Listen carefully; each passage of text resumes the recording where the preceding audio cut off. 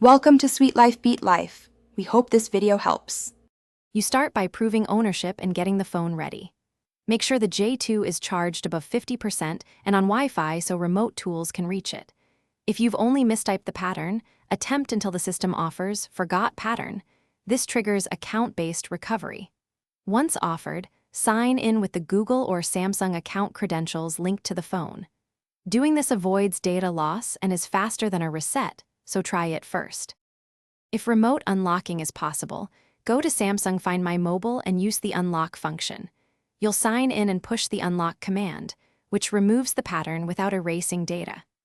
If that fails, Google Find My Device can locate and erase the phone to remove the lock note erasing deletes data.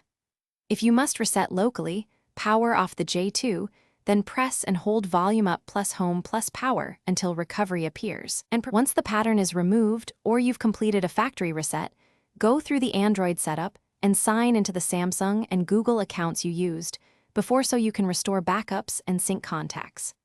Make sure your Wi-Fi is active during setup to fetch account data and app restores. If the phone triggers factory reset protection after a reset, you'll be asked for the original Google credentials. If you cannot provide them, contact Samsung or an authorized service center for proof of ownership assistance.